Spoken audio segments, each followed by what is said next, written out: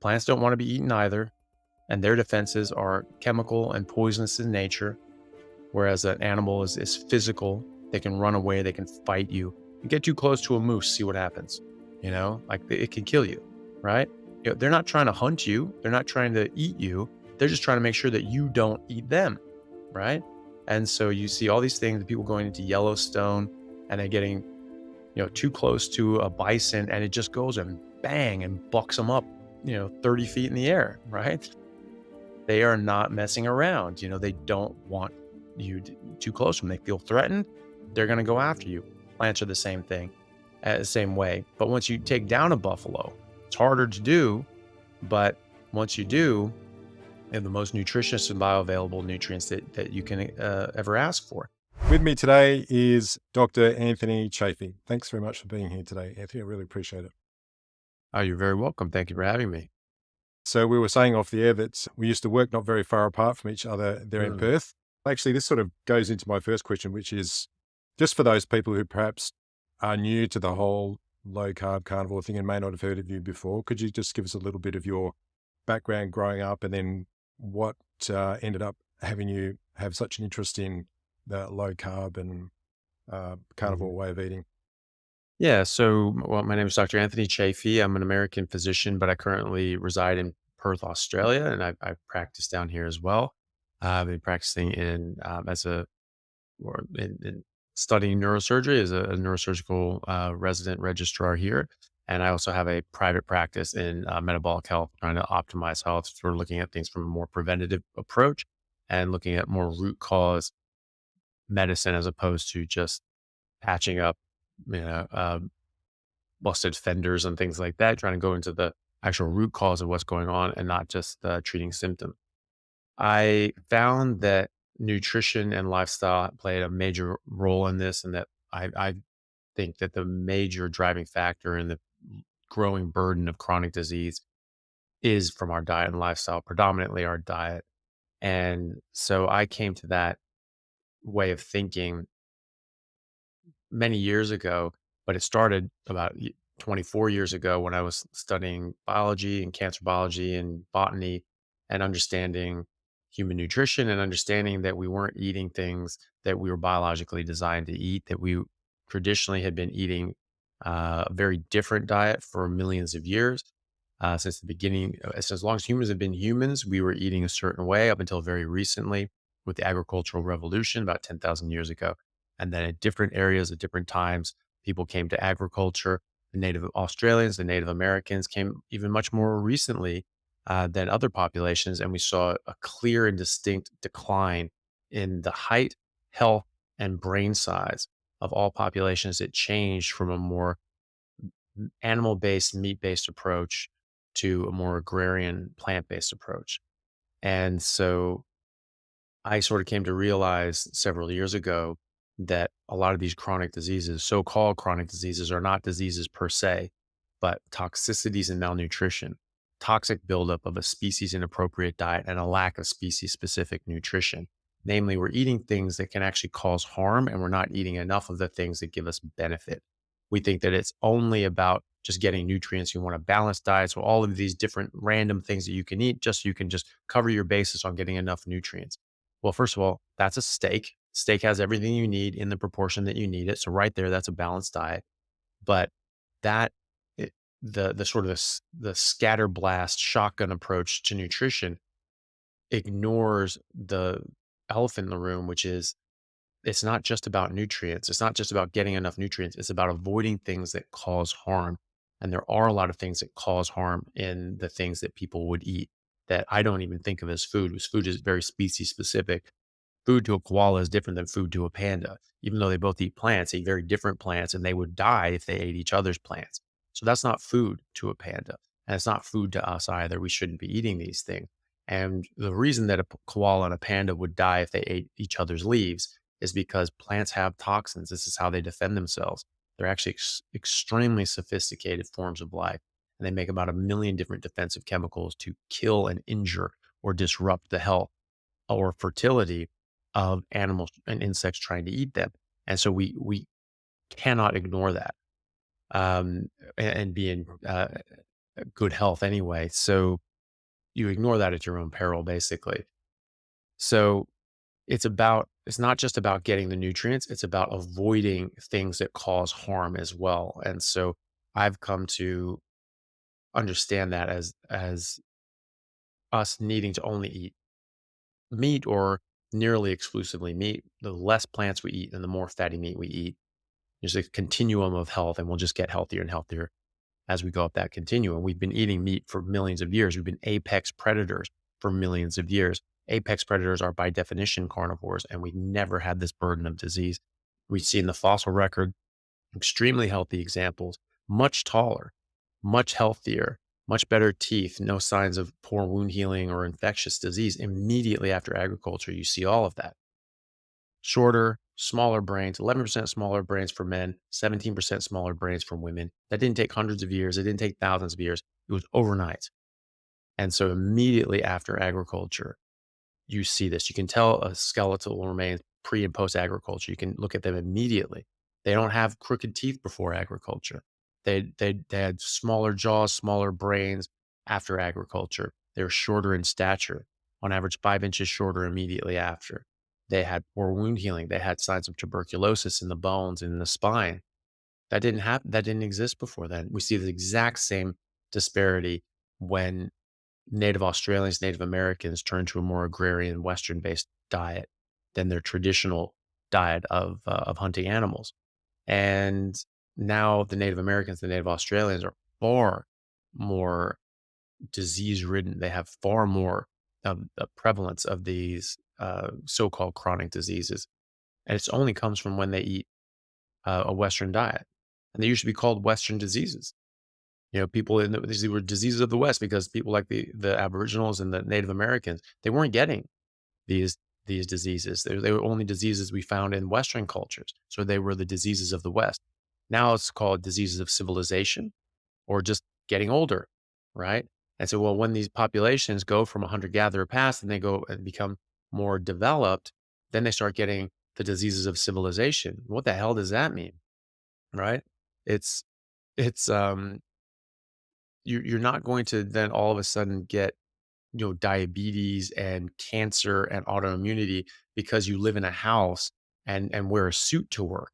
That's not what's causing this, right? So what is happening? This is non-communicable, meaning you can't catch it from anybody, right? And dogs or cats are getting it. Animals in the zoo that are fed the wrong diet, they get it too. So it's about the diet. They will go from eating a traditional diet to a less traditional diet, a processed food garbage diet now, previously just more plants, and they would get sick. And now they get far more sick than other people from Australia and America who are eating the same diet because Europeans have had 8 to 10,000 years of exposure to plant agriculture, but the natives have only had 100 years. So we still get the same diseases they get. We just get it at a lower rate. They get it at a higher rate. It's much quicker. When I first came to Australia, I was told day one, if you have a native Australian patient that comes in, whatever it says on their sheet, just add 20 years to their age because they just break down Wow. and age so much more quickly. And so if you have a patient in their 30s, you have to consider them as a geriatric patient. And so it's just a very different understanding. That only happens when they're eating a Western diet, when they cut out, the food and the alcohol and the cigarettes, all these Western plant-based things that we've introduced to them. They get away from that and they just go back out and start living naturally and start eating meat naturally. Largely, these diseases go away. And I actually have a patient of mine who works in the Native Australian communities, and she said that that's actually what they do, is that when they start getting sick and they start getting ill, they don't go to doctors, Western doctors, and get Western medicine. They just go back out to the bush and start living, how their ancestors and grandfathers and used to live previously, and they just start hunting and fishing and living out in the wild, and it just these problems go away, and then after they feel better and they come back out and get sick again and do it again. So that should tell us something. That should tell us something right there that the food is causing a major burden of disease. It causes it in animals, in our domesticated pets. It happens in our and our animals that are in the zoo. That's why there's signs at the zoo that say, "Don't feed the animals." It makes them very sick if they eat the wrong food, and we forget that that applies to ourselves. And we tell them, "Don't feed the animals the thing that you're eating right now." Well, what's that doing to Mm. you? You know, I mean, these things aren't. I mean, Cheetos don't exist in nature. So even if you could argue that, well, we should be eating plants, you're definitely not supposed to be eating Cheetos. And I would argue that we're not supposed to be eating plants. None of the plants we're eating now even existed 50,000 years ago. They've all been hybridized. They've all been bred to be different from their original form. So even if we were eating plants during the ice ages in the Arctic Circle, whether there were no plants available, we weren't eating these plants. And just like the koala and the panda, you have to eat the correct plant because plants are toxic. And so if you haven't evolved to eat a specific plant, you don't have the requisite defenses towards those toxins in that plant. And since none of the plants we're eating now even existed during our evolutionary past, clearly, whatever plants we are supposed to eat, it's not these. Was there some personal issue that you had with your health that made you look, deeper into what were considered to be traditional dietary guidelines, or was it just working with your patients that made you start to look into it? No, well, it first came about because I was taking cancer biology and I'd taken nutrition classes and I got all the exact normal. This is how many carbs you need. This is how much protein you need. This is how much fat, saturated fat, and all these other sorts of things. Um, it was a very cookie cutter sort of explanation. You could you could guess at it and you'd be right. From just what people just say traditionally. But I'd taken botany, so I already knew that plants were toxic. I already knew I'd been taught in seventh grade that plants and animals are in evolutionary arms race. Plants becoming more and more toxic, so less and less animals can eat them, so they can survive and thrive. And then animals becoming more adapted to specific poisons in specific plants, so they can eat that plant and survive and thrive. Um, and so that's why you see animals like wallabies. The plants that they eat are just absolutely toxic. They just kill basically everything else. But that's their evolutionary niche. Eucalyptus, bloody poisonous, that you just can't eat that stuff, And Except for so koalas. except for koalas, that's it, because they have that evolutionary niche. And then I was taking cancer biology, and then we just forget that this applies to humans, right? We look, oh, well, this is what animals, yes, that's the plant that they're supposed to eat. And then you go home and you're eating spinach and broccoli and vegetables and mixed salads and greens and all these sorts of things. And you're being told that they're good for you. Being told that plants are toxic and that they do their damnedest to not let you eat them. And then we go home and say, Eat your vegetables." It's a complete disconnect. Um, and so I was taking cancer biology, and so our professor of cancer biology actually reiterated that.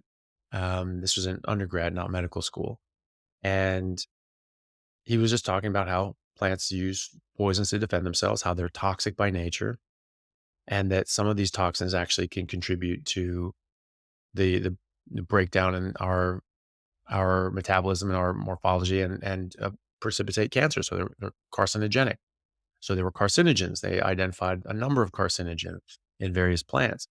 And so we were taught in that class that Brussels sprouts had already identified 136 known carcinogens, and mushrooms had over 100, and spinach, kale, lettuce, celery, cabbage, cucumber, broccoli, all the fruits and vegetables that we would have ever eaten. And we were given lists, pages of all the different produce item and the number of carcinogens next to them. And there wasn't a single one under 60. It was 60, 80, or over 100 known carcinogens in each one of these things. And so we were just very taken aback. I remember we were everyone was just looking around wildly, thinking like, he must be joking. Someone must be in on the joke. Someone must be laughing or smiling. Someone were trying to hold back laughter or smile. And no one was. Everyone was just as shocked as I was. And everyone was looking around just like I was, going, what the hell is going on? We eventually settled down and realized that, geez, okay, this guy's serious. And I remember thinking in my head, I was like, well, but vegetables are still good for you though, right? And just at that time, it felt like he read my mind because he looked at us and he just said, I don't eat salad. I don't eat vegetables. I don't let my kids eat vegetables. Plants are trying to kill you. It's like, "So screw plants." And I literally just in my head, I'm like, yep, done. I'm not eating plants.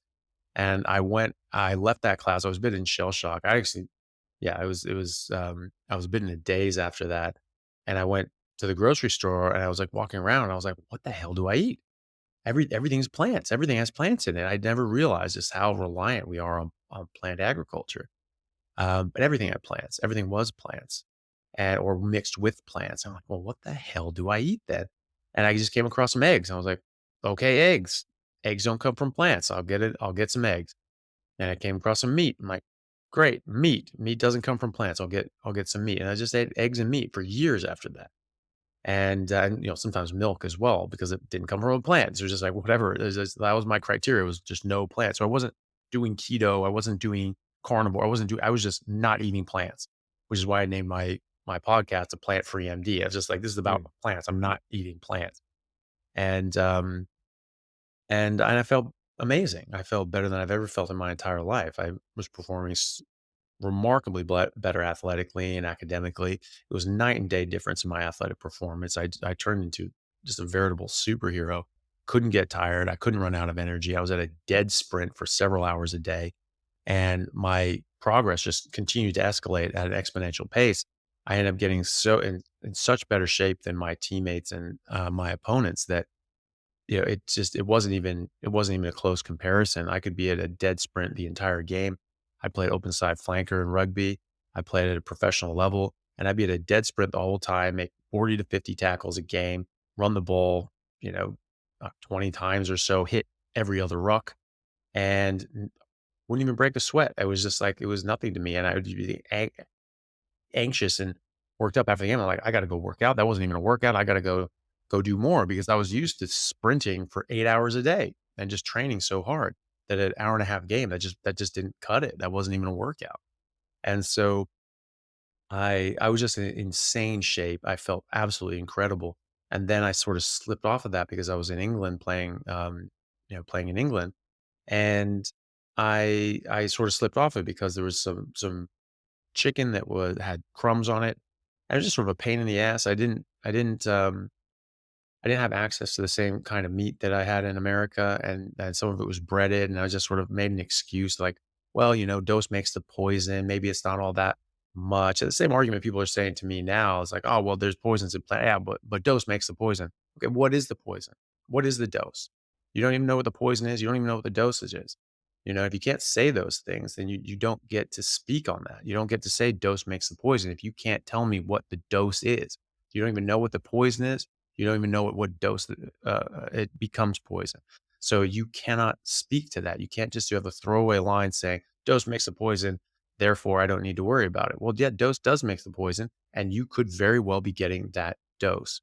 And so you making broad sweeping statements and recommendations online to people saying, yeah, eat all the plants you want because dose makes the poison.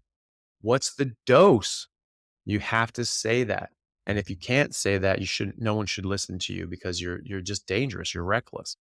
And so I said that to myself. I said, well, dose makes a poison. Maybe it's not that big a deal. It was just crumbs on a chicken drumstick. It's like, can't be that bad for me. Right. Well, it was. It actually completely took me off my game. I was getting sore. I was getting these, sore and stiff. I was like, what the hell is going on? I thought I was injured. It's just normal soreness. I wasn't sore for 5 years. And so all of a sudden, I'm just getting sore and sick. I'm like, what the hell is going on? I have some sort of injury, some sort of chronic injury.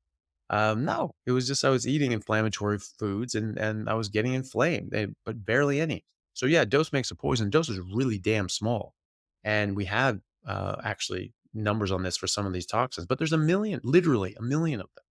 So, the idea that we can just wantonly eat any plant and just assume that as much of any plant that we want to eat is going to be safe is just foolhardy. And there are a number of plants that if you don't prepare them right, will kill you. 5 kidney beans undercooked have put people in the hospital. 5, right? So these can actually kill you in short, in very small quantities, if you don't prepare them properly or you don't respect them as you should.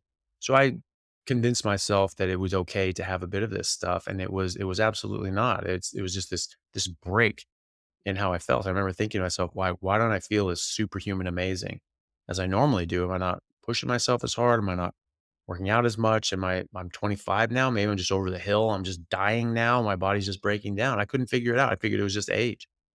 And 2 months earlier, I felt like a superhero, right? And now I don't. I don't feel great, and I never felt great after that, and I kept trying to think, like, "How the hell do I get back to those 5 years?" I just felt like a Greek god, and never figured it out until I was 38 years old.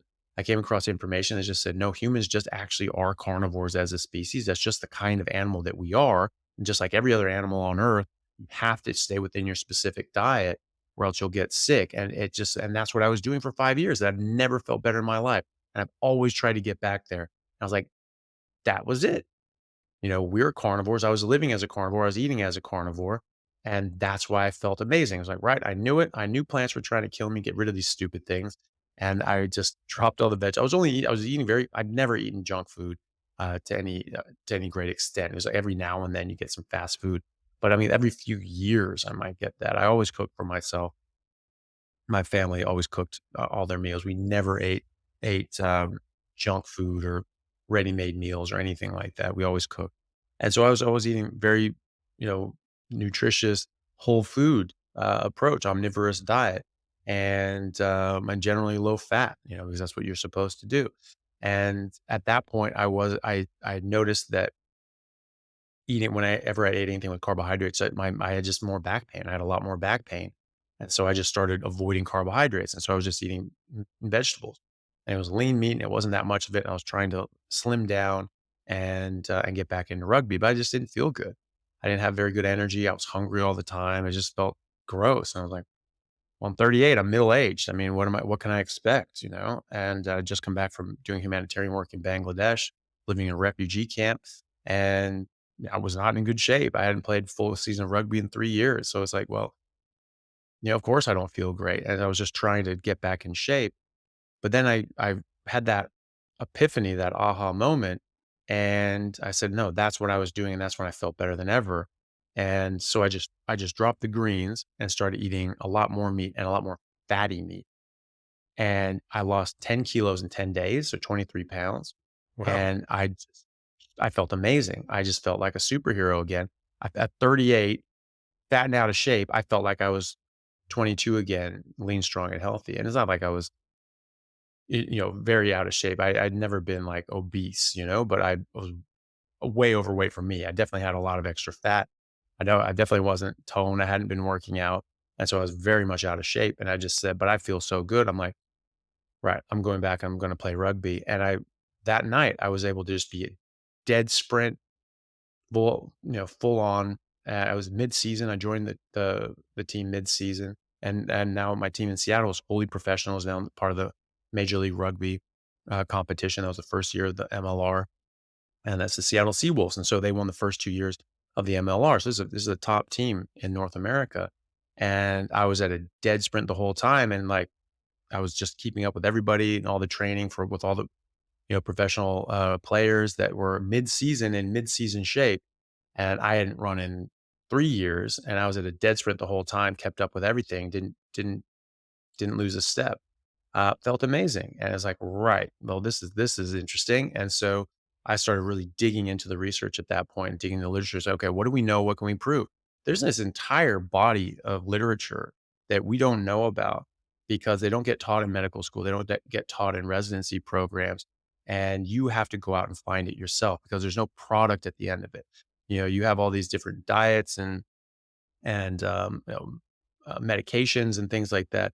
That has a product behind it. So they'll do a study and they'll push it out there. Or the food and drug companies, they put out the vast majority of nutritional research and just research in general because they're pushing a product. And so the Coca-Cola and Pepsi and Kellogg's and all these companies, they publish and spend the vast majority of money on nutritional research that anyone else does. They spend more than 11 times the amount of money on nutritional research than the NIH, the National Institutes of Health. So the vast majority of studies out there are coming from them, and they have a product behind it. So they're the ones publicizing it. They get this out in the media. They get this into medical schools. They get this into conferences. They get this into residency programs. They send reps to go to diabetes clinics and say, doesn't matter, don't try to reduce the carbs. Just make sure they have enough insulin. It's like, The hell are you talking about? This is a disease of carbohydrate management. If you eat less carbohydrates, your bloody carbohydrates are going to go down. Your insulin demand is going to go down. And all these other things are just going to balance out. And the problem just goes away on its own. This has been clinically proven. But no one knows that because it's been clinically proven by independent researchers that don't have a product at the other end of the line. So it doesn't get into the conferences, it doesn't get into the medical schools and the residencies, but it's all there.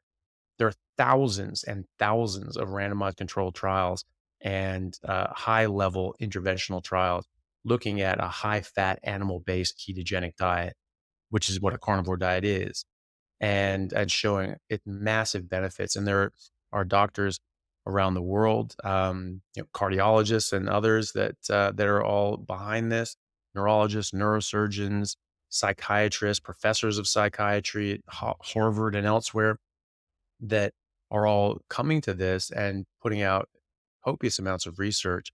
And they're saying, "Well, we have to stop calling this a diet because it's not a diet. This is a medical intervention, and we are able to reverse extremely debilitating and even life-threatening diseases with these dietary interventions." So this is, and there's a talk on the internet by a cardiologist who says that it's like, when is a diet not a diet?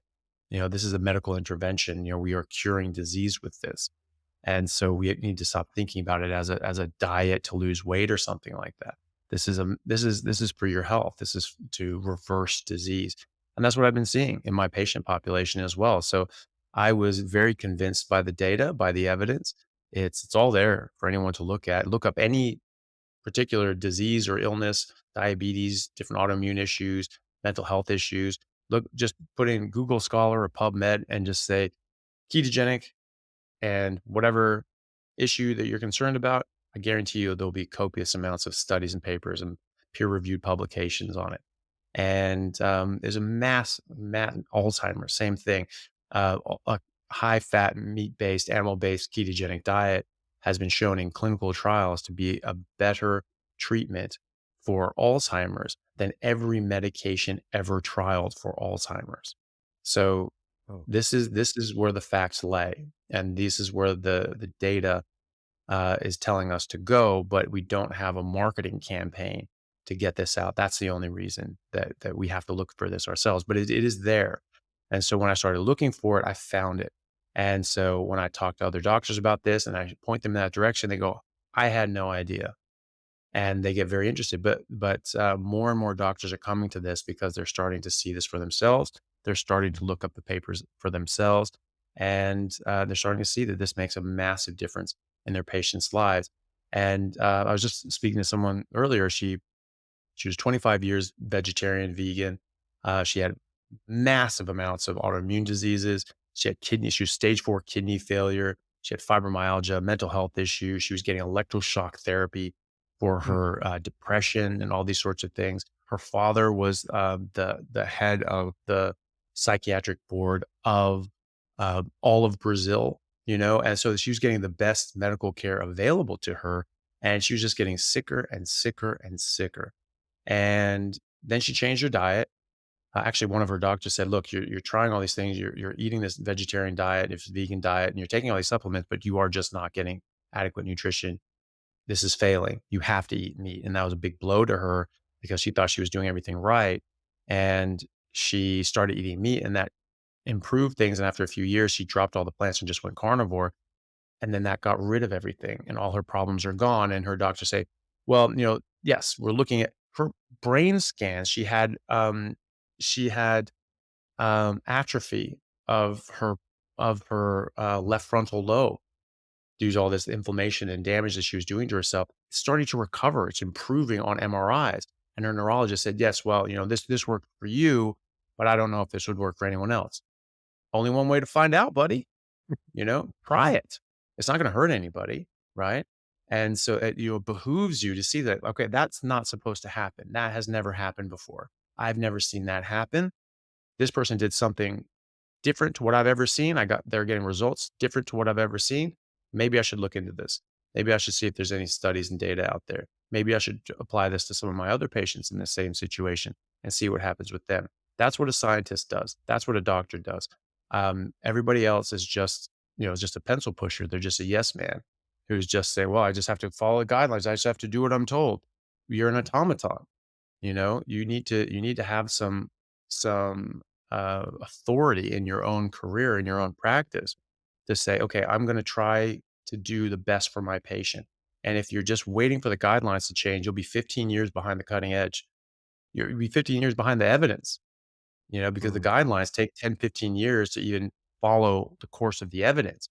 And if you're following evidence-based medicine, if you're following, oh, I'm just going to wait for the large randomized controlled trial. That's fine. You can do that, but you're going to be 5 years behind the cutting edge even then. So if you see something that's working and you see uh, uh, enough data and evidence to say, okay, you know what, this makes sense. It's not going to hurt them to try it. Let's see what happens. And you see that changing for your patients again and again and again. And I mean, I have hundreds of patients that I see in my metabolic health practice, and every single one improves in the exact same ways that I tell them. And I say, if here are your blood work, here are your tests, here are your conditions. This is how this is going to affect them. These are going to go away. This is going to improve. This is going to improve. And these are going to improve in these ways. And then we see them a couple months later with a new set of bloods, and all this exact things that I said are going to improve, improved. Their health improved in the same ways I said they were going to improve. Sometimes you have a bit of teething issues and you have to sort of work through those things, um, but they still improve in those same ways. And when you see that again and again and again, you can't unsee that. And so you have someone go, well, but that's not the guidelines. Like, well, I don't care. It works. And I have objective proof that it works. And so it's not ethical for me to withhold that from my other patients when I know that this works for so many people.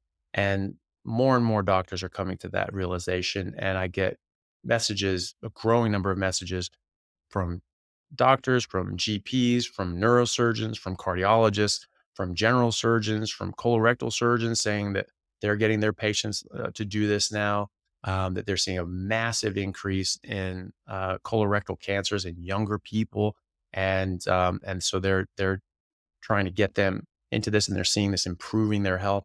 All of these things are very, it's very good to see that people are coming to realize this, and realizing that there's this massive body of literature out there with very high level studies. The only diet that has as the amount of rigorous studies applied to it is the animal-based ketogenic diet, the high-fat, meat-based keto carnivore diet. That's the only diet that has this level of rigor for specific medical conditions with distinct endpoints. This is the only dietary intervention that has ever been studied like that. And it's just not being pushed out there because we don't have a big product development line like a processed food company behind it pushing this out there. But the data is there, the studies are there, and when you start applying this to your patient population, the results are there, and these diseases simply go away. Autoimmunity goes away, diabetes goes away, mental health issues go away. All of these other j- psoriasis, eczema, skin issues, excess fat, obesity, these things just go away and people's health improve dramatically. Weird little things that you would never expect. And they're like, yeah, I'm restless legs every night. It would be really hard. It's just gone now. Not me, but people have said that to me. Weird little things. It's just like, yeah, I was just living with this. I didn't even realize it was a problem. Then I stopped eating plants and they just went away. It's crazy, all the different things that are affected by it. But it's when you start applying this to your patients and you see the help that it gives them, you can't stop doing it. It's not ethical to do that. And so I haven't. That's sort of um, adopted on this metabolic health practice because I can't just sit in a box and push the just the regular recommendations that people want me to in a hospital setting. I love hospital medicine. There's so much that acute care is required for, the acute injuries and life-saving surgeries and interventions. I mean, it's just it's miracles of medicine that we have available to us now. I think it's just amazing. I love that. So that's actually my favorite part of medicine. But we do not do well with chronic disease and chronic illnesses. They're only getting worse. The prevalence is going up and up and up every decade. So that's not whatever we're doing is not working.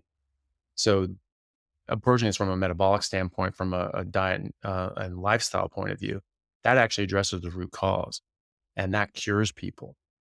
And so I have to do that too, because that's, first of all, you just get such amazing results from people. It's just amazing every single day. You're just seeing all these improvements. Whereas other doctors, they're seeing everybody get sicker and sicker and sicker every day.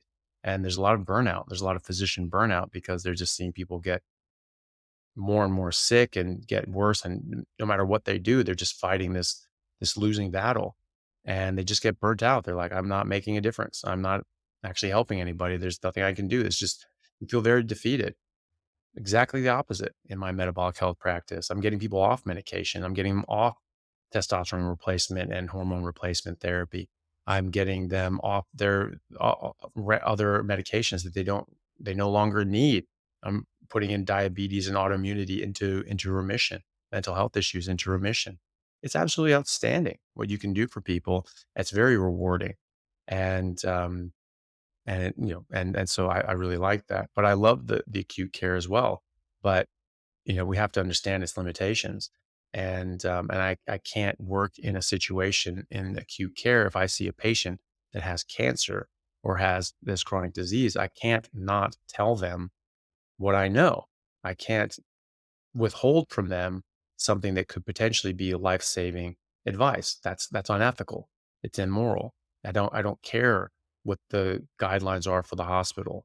It's not ethical for me to withhold that. So it's a difficult road to tread because I can't in good conscience,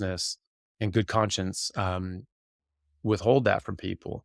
And so I, you know, I have to be able to get them that information, but in a way that, that is appropriate for my position there. Because, as people say, that's not the hospital's position. And if I'm working for the hospital, people assume that that's hospital's position. So I have to be careful about that. And so that's where my metabolic health practice comes in, is that I can talk to people freely there, and that gives me a lot more leverage and leeway. But if I see someone that comes in and has cancer,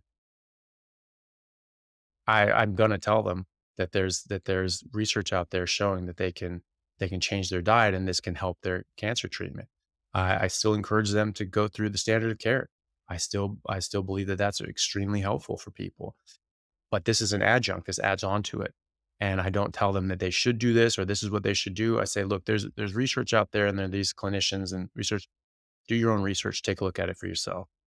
I can't not do that. And if it ends up getting me in trouble, so be it. I mean, it's just, I get in trouble, or someone dies. Like, gee, I wonder what's more important there. Mm. So, yeah, I just see a dramatic difference in my patient population, my health, my family's health, my patient's health.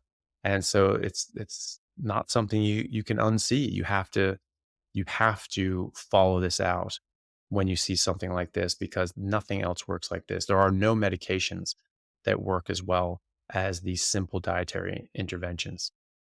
I was having a look at some of the Australian dietary guidelines you were talking about. There's a Mm. website called eatforhealth.gov.au, and I made a Mhm. few notes. And one of the things they say is that we should replace foods that contain saturated fats, such as butter, cream, red meat, with the polyunsaturated, monounsaturated fats, such as oils and spreads and nut butters and paste and avocado. Why do you think, given what you've learned and given the amount of research that's now out about saturated fat, and they have reversed their position about eggs, that's the only thing they reversed though. Why do you think they're Mm. still providing those guidelines? I know they were updated in 2013, but do you think that's all it is? It's just that it's out of date? Well, it is out of date, but it's also corrupt. I mean, that's all there is to it. I mean, the people on these boards are influenced by the industry. They're influenced by the food and drug companies. The sugar companies invented the idea that cholesterol caused heart disease. There was no serious scientist that independently came up with the idea that cholesterol caused heart disease. That was an invention from the sugar companies, because there were serious scientists who independently came up with the idea that sugar was causing heart disease. And they were coming out with studies and papers in the 1940s and 50s about that. And then the sugar companies threw out this counter argument. And then they paid off Ansel Keys and professors from Harvard and elsewhere to perpetuate this. That was not their idea. That was the sugar company's idea. They pushed that in the first place, and they just found unscrupulous, unprincipled villains that were willing to sell their soul to sell the health of the world up to the highest bidder. So it's just stemming from that, and when we know that because we have the internal memos from the sugar companies called the Sugar Research Foundation, now called the Sugar Association. Um, Unless I got those back to front, but yeah, I think it's Sugar Research Foundation originally, and we have their internal memos that were published in the Journal of the American Medical Association in 2016, detailing how they paid off professors from Harvard to falsify data and publish fraudulent research to make it appear as if cholesterol caused heart disease when it's much more likely sugar, and then to exonerate sugar and say that it was safe and say, oh, actually, we should. And Ansel Keys said this too. Well, we should just get rid of fat. And what do we replace it with? Well, we replace it with sugar. It's just an empty calorie. You need calories from somewhere. Calories are important. So most of us are getting our calories from fat. So now we just replace with sugar, nice, safe, healthy sugar. And, because maybe cholesterol is bad, maybe it's not, but it's not going to hurt you to like stop eating it and just replace it with sugar, you know, absolute madness. And they were being paid to say that. And one of those professors from Harvard was named head of the USDA.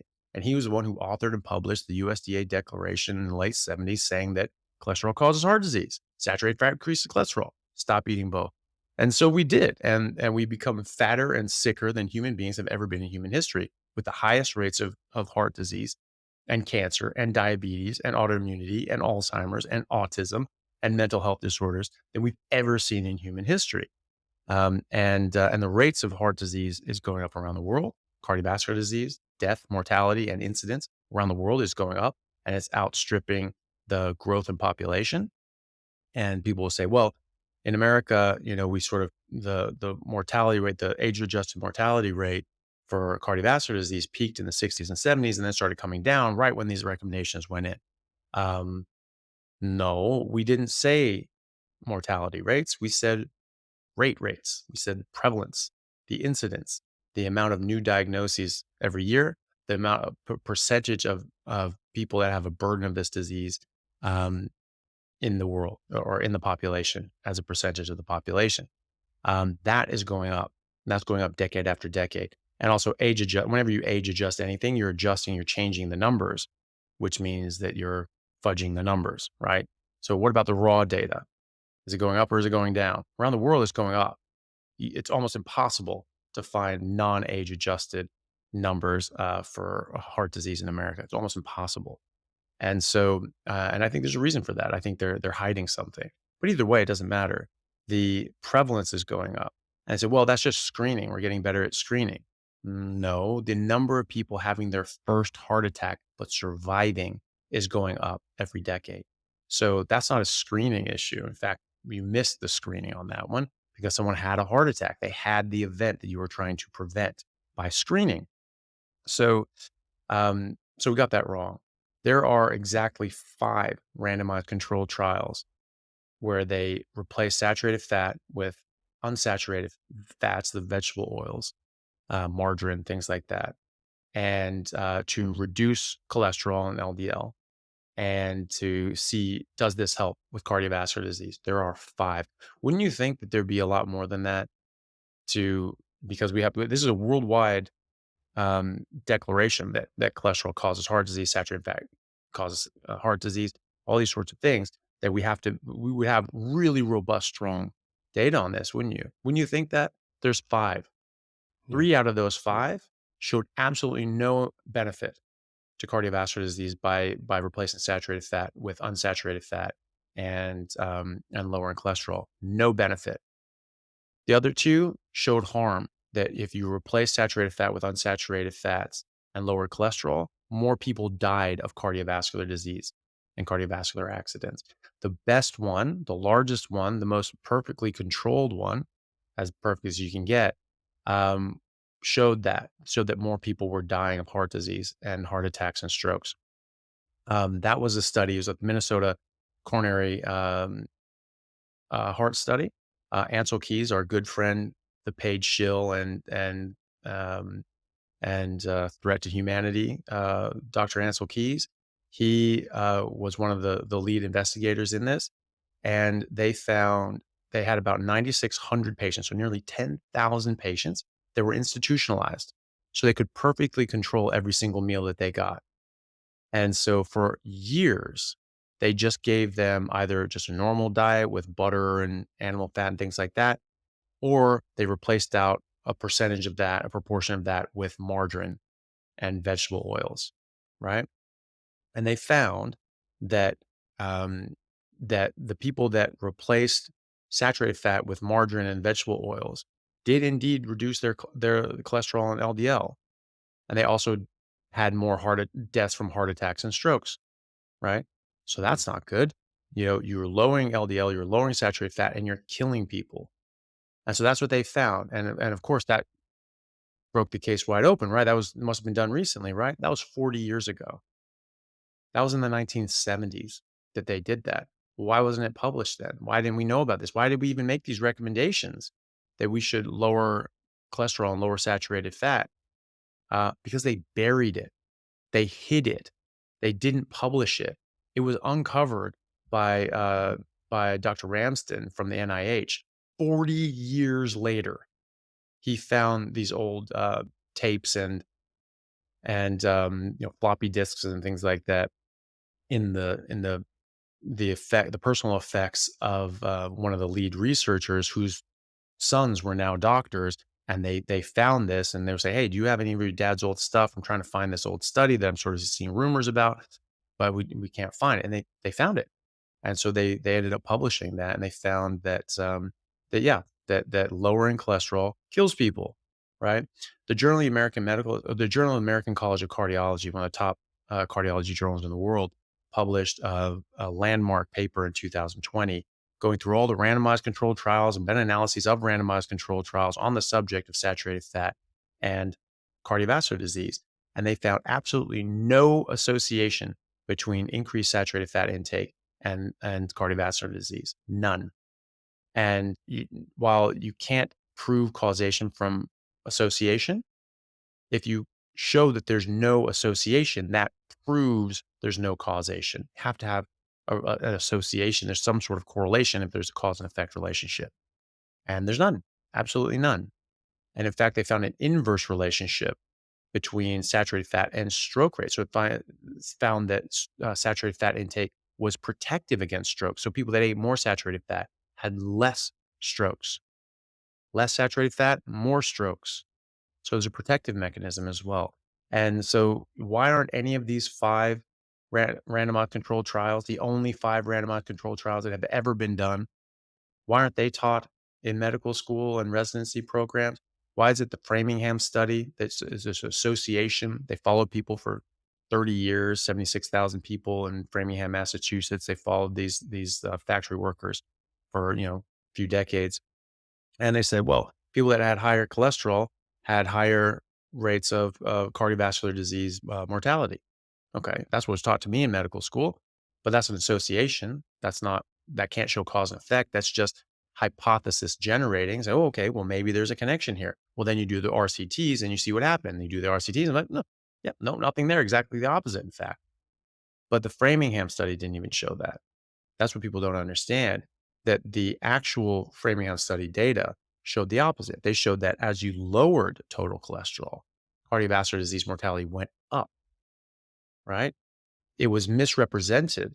That data was misrepresented by the American Heart Association 2 years after it finished, and that's because the American Heart Association was on the payroll of the sugar companies as well. The American Heart Association is, I don't know, there's a bunch of villains as well, at least then, if not now, but they were paid off by the sugar companies to misrepresent the Framingham study, and Lord knows what other things they misrepresented.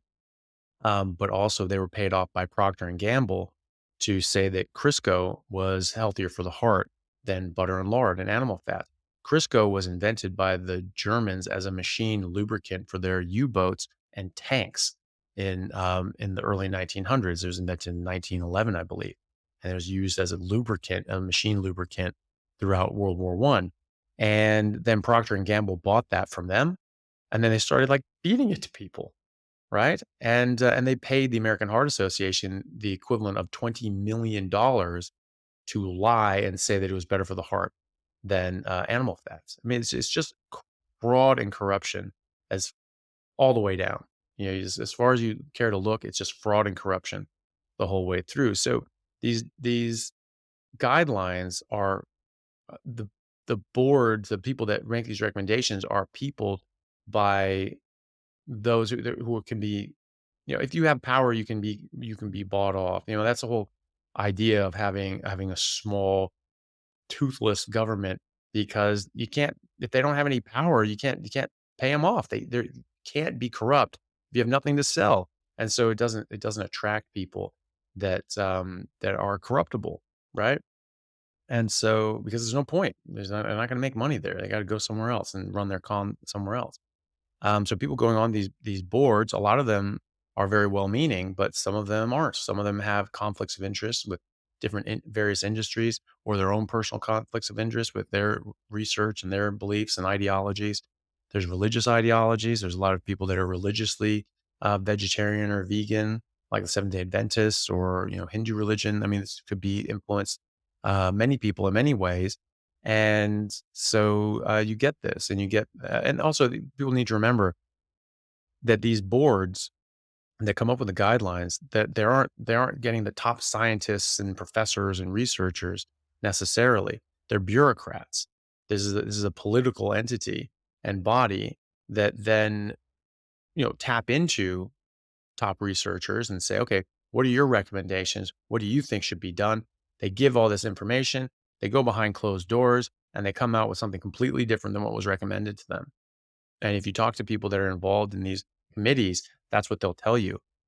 We've made some ground here in Australia, and I think that's hopefully the foot in the door that's going to let us in with the diabetes, the official recommendations and guidelines for diabetes.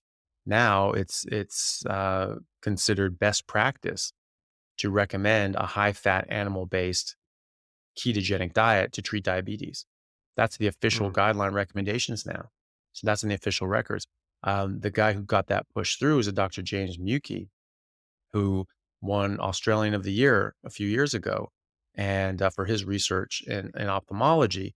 And very nice guy. I've had the pleasure of meeting him, and because of that, he was asked to be, oh, well, maybe you should be on this board to come up with the new guidelines for diabetes. And it was, he doesn't necessarily work in diabetes, but he knew about the low carb approach. He knew about these studies, and he fought really hard to get this in those guidelines. And he met a lot of resistance from people who you'd have to think uh, because he's showing them evidence and clinical trials and all these sorts of things, showing him that you can reverse type 2 diabetes with this ketogenic approach.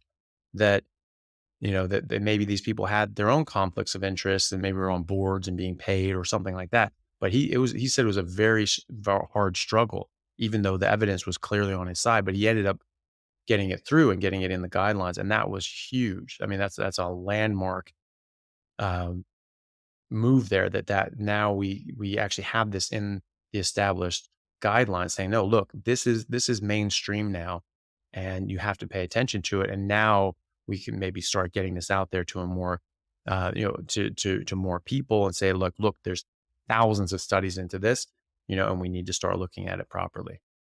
Let's talk a bit about fiber. Um, so once again, the Australian guidelines say that we know, I quote, we know that fiber is great for health. It helps prevent many chronic diseases and helps us control our weight. What do you think about that? Well, I'd love to find out how they know that, what they're basing that on, because you have a lot of associative studies that people say, well, people that eat more fiber and more whole fruits and vegetables and things like that are doing better, but you're comparing that to people eating a standard diet, a standard American diet, standard Australian diet, standard processed food diet.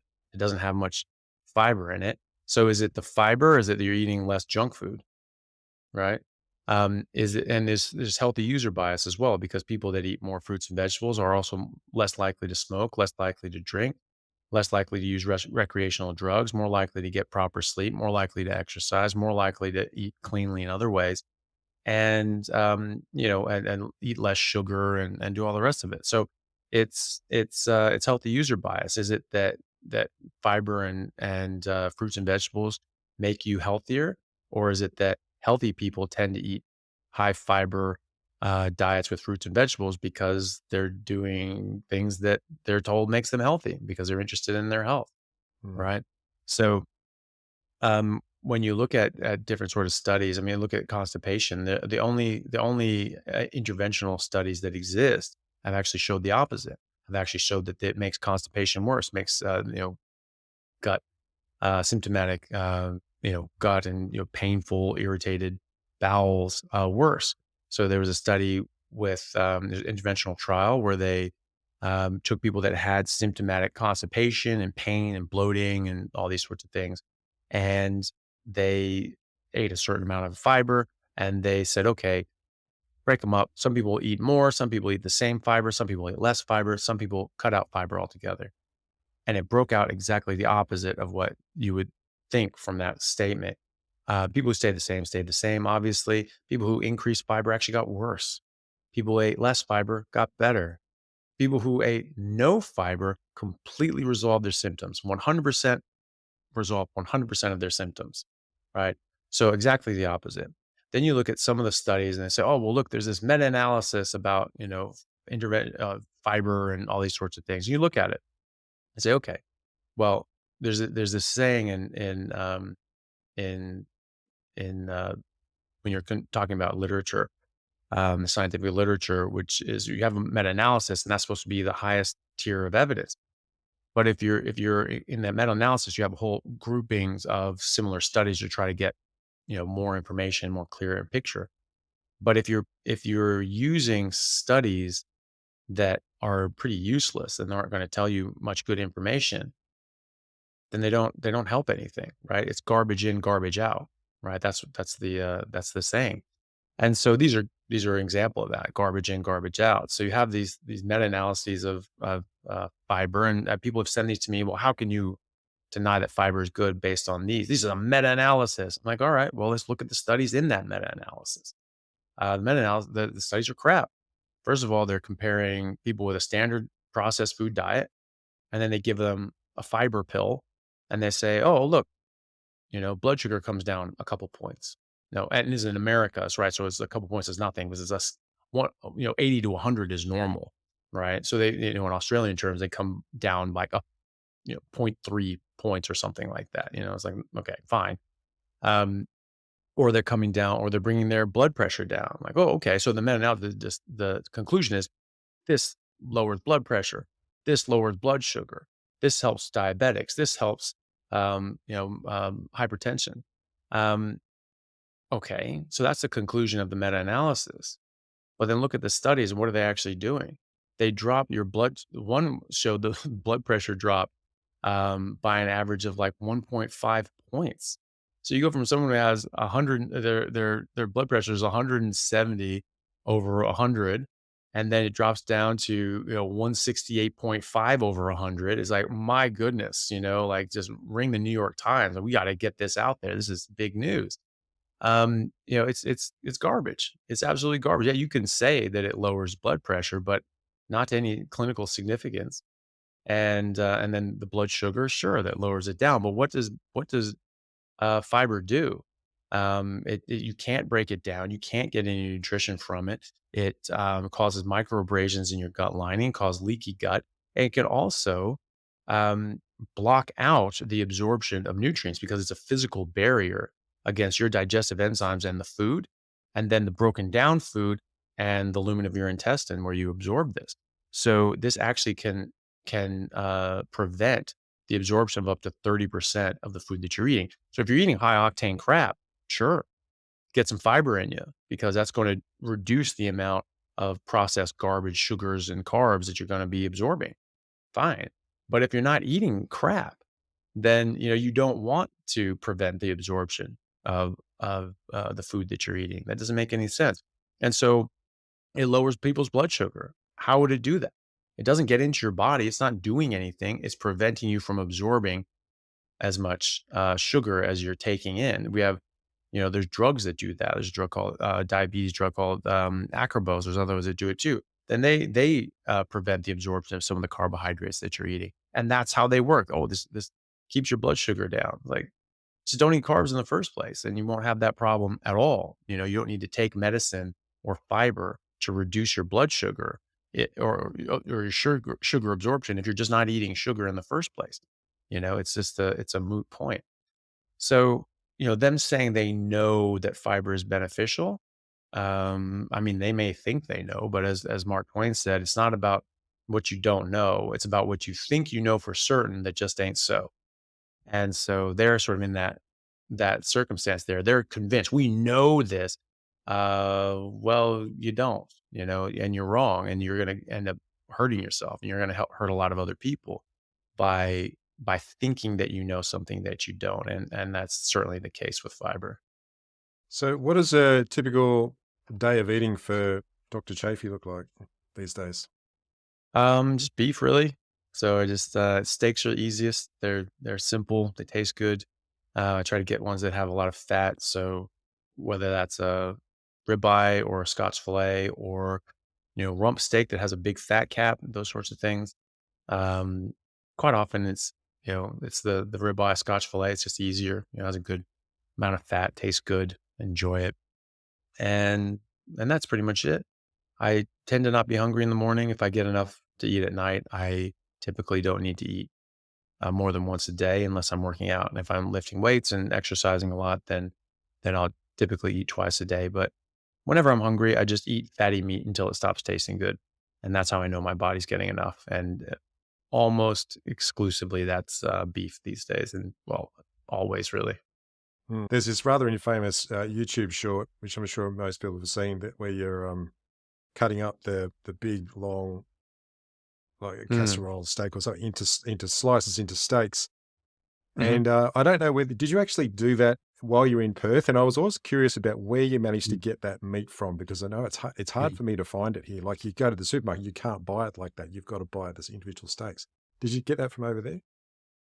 I did, yeah, that was in Perth. That was actually when I was in lockdown, with COVID, everything there was so I was traveling back from the US, and I was just locked down at home for 2 weeks, and I was just bored, and that's sort of, how I started my YouTube channel was just I had nothing else to do, so I'm like, "Alright, I'll just start making videos," and I'd been thinking about it for a long time, and now I was just like, "Well, just do it."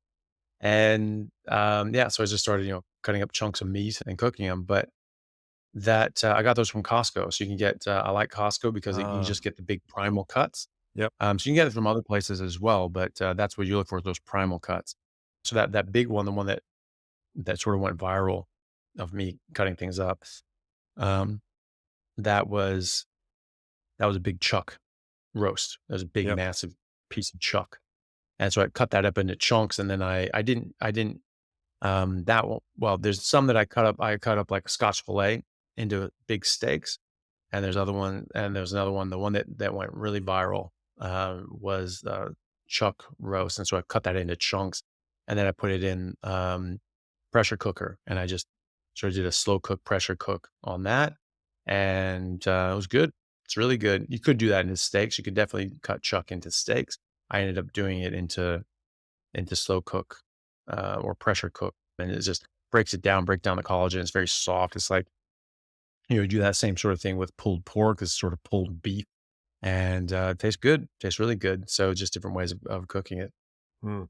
Yeah, it's pretty challenging to to take a chuck steak and actually cook it so that it's really quite edible compared to slow cooking. It's better to get the fattier Yeah. the cuts of meat that don't have so much connective tissue in them. I find. Yeah. Um, so I was thinking about at the hospital. Do you get many raised eyebrows still? I'm sure people are probably used to the way that Y you eat and what your general take is on nutrition. Do you get many people who are sort of going, That's just weird that you're thinking that way," or have people come around Yeah. over time? Well, if they're saying it, they're not saying it to me.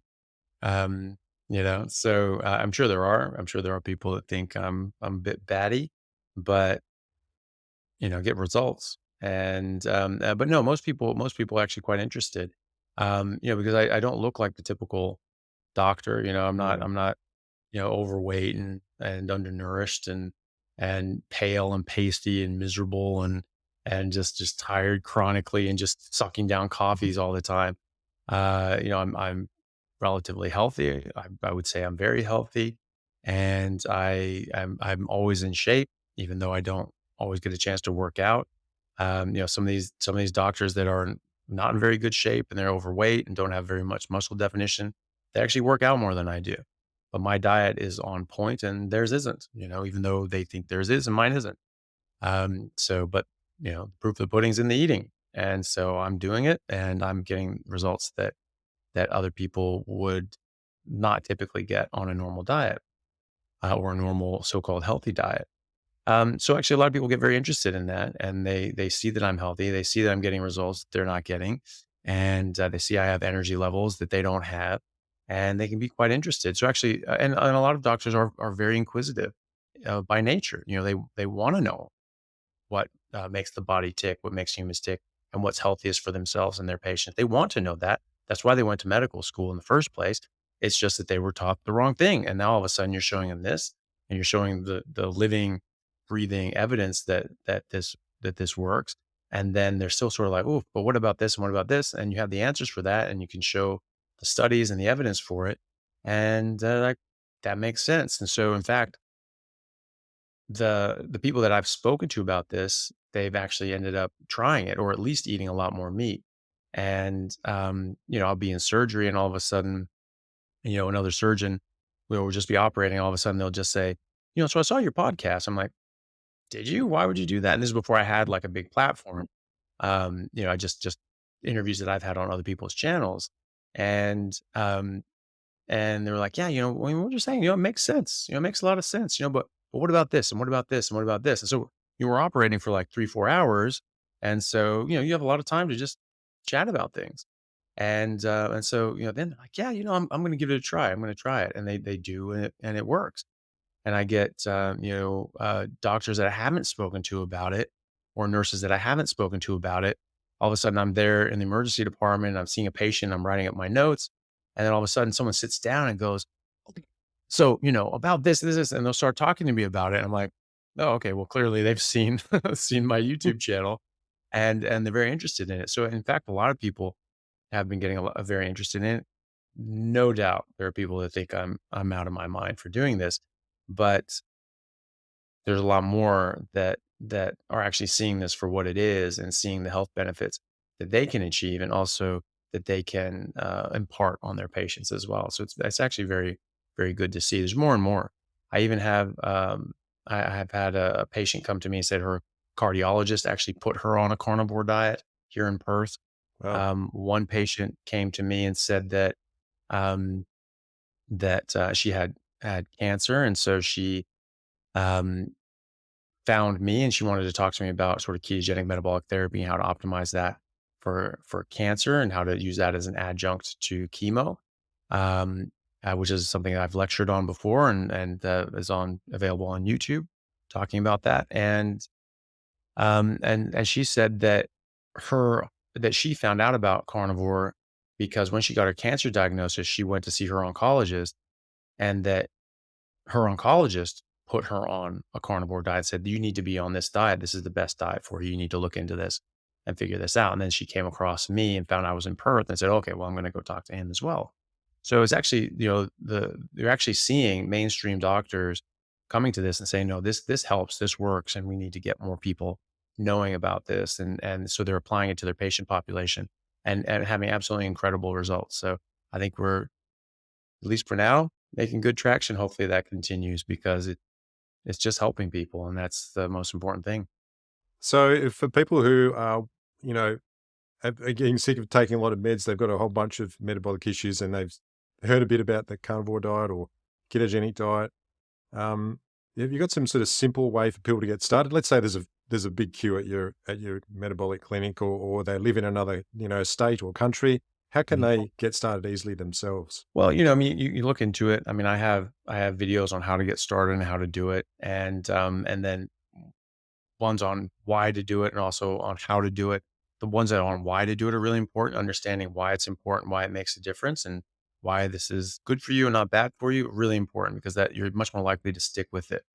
But if people are just wanting to have a go at it, it's very simple. You just eat fatty meat until it stops tasting good. And when you're hungry, you do that. If you eat towards the end of the day, you'll probably have better energy. When you eat, you're going to get a bit lethargic because your body goes into a rest and digest mode. Blood's going down to your intestines. That's not available for your brain and your muscles. And so that's going to make you feel a bit more tired and lethargic. So I tend to eat later in the day because of that. Um, your hunger signals are going to be very different. You have to relearn your hunger signals. You're not going to be hungry in the same way. And that's Mm. why I say eat until it stops tasting good. Because if you eat until you can stop, you're going to undereat. And that's very important. It's very easy to undereat on a carnivore diet because your satiety signals and your hunger signals are now normal. Whereas before, when you're eating carbohydrates and other sorts of things, they actually drains your hunger and satiety signals. So you think you're starving all the time and you just have to eat constantly. And this is why we overeat. And so you get out of that. And now you're not overeating, but you can undereat because you're now approaching it in that same way of like, oh, I can stop, so I should stop. No, you need to keep eating. You need to get enough. You need to eat until you get a bite that sort of tastes like cardboard. If that's your first bite, you're done. You don't need to eat. So people say, well, I don't really want to eat all that meat. I think about it, like, oh, I don't want to eat that. That's your body telling you that you're not hungry. If your body's telling you not to eat meat, it's not telling you to eat something else. It's telling you not to eat that you don't need those nutrients right now. And so, you have to get used to that. It's a different way of eating. It's a different way of approaching food. And that's pretty much it. I think it's so you eat any meat that you enjoy that makes you feel good and that you can afford and have access to. So if that's grass fed and finished, then great. If it's not, great. Just eat meat. That's what you should do. Don't be scared. Don't be afraid of the fat.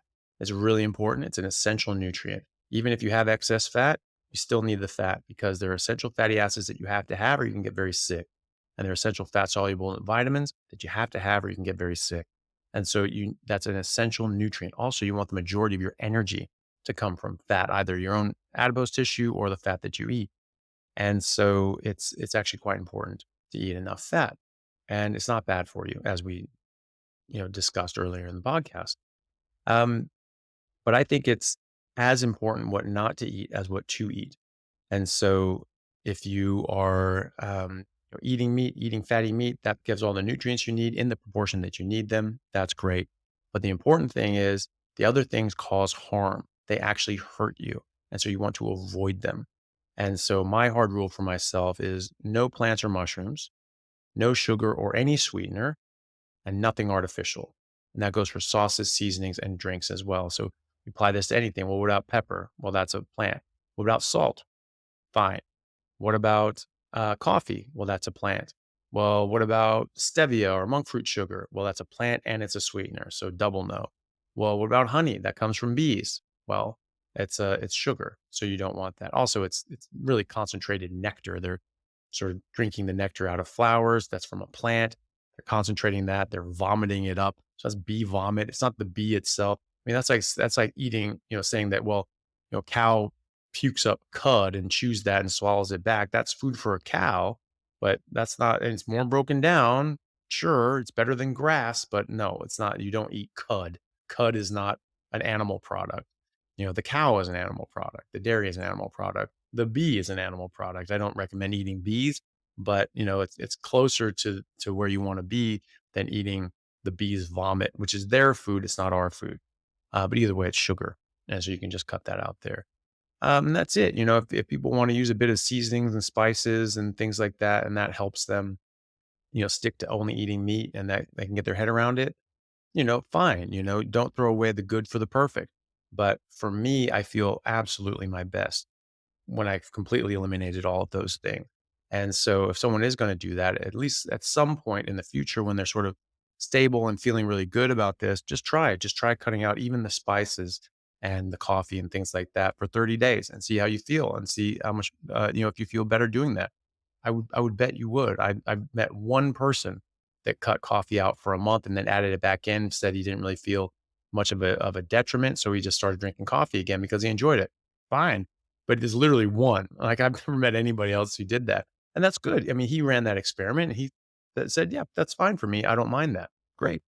I know people that have autoimmune diseases, only eat meat, and the spices on the meat trigger their autoimmunity. They can't even have spices. So, it just depends on the individual.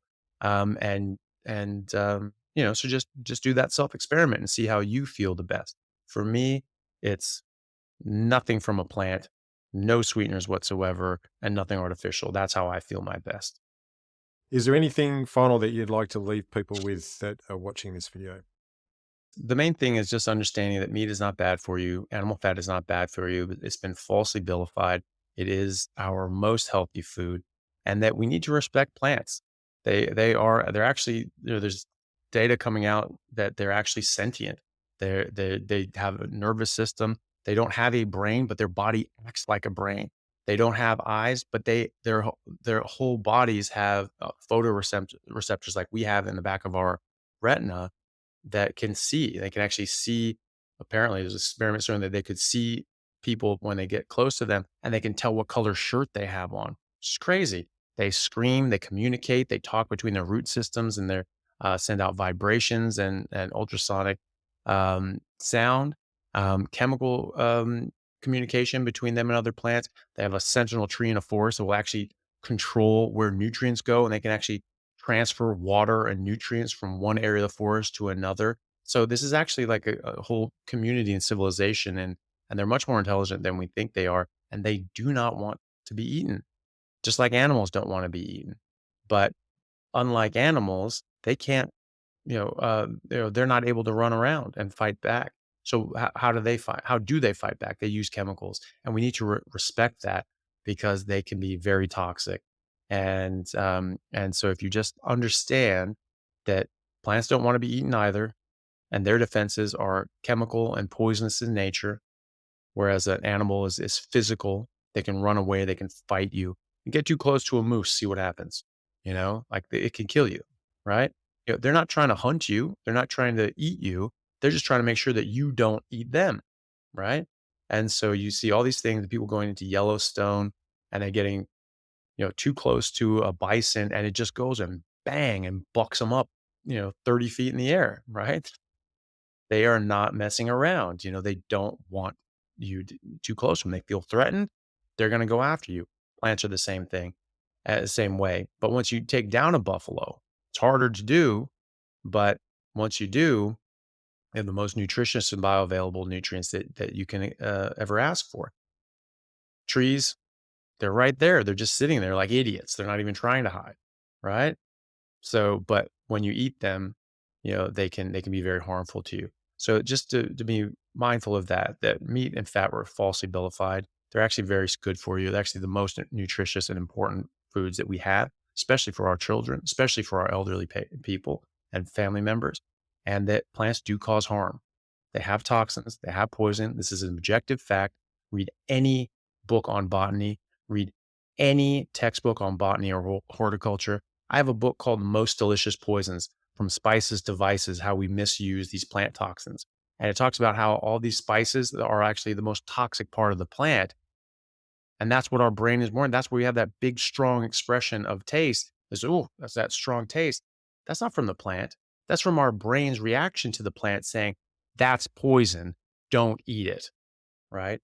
And we've just had that brainwashed out of us. We've known that for thousands of years, more than thousands of years. We've known that forever. But we've had it washed out of our brains because of this vilification of meat and fat and the elevation of plants and plant-based foods by the different powers that be, the religious organizations, the processed food organizations, and the drug companies as well, who all profit greatly by us eating this plant-based garbage and getting sick. So just understand that, and just to take a look. It's in the literature. It's available to everybody to see, and don't take my word for it. Just go look it up yourself. Like you'll see, this has been entirely corrupted, and we have become much sicker as a result of that. And it's important for us to recognize that so we can regain our health. Dr. Anthony Chaffee, thank you for doing what you do, and thank you for being my guest today. Not a problem. Thank you for having me.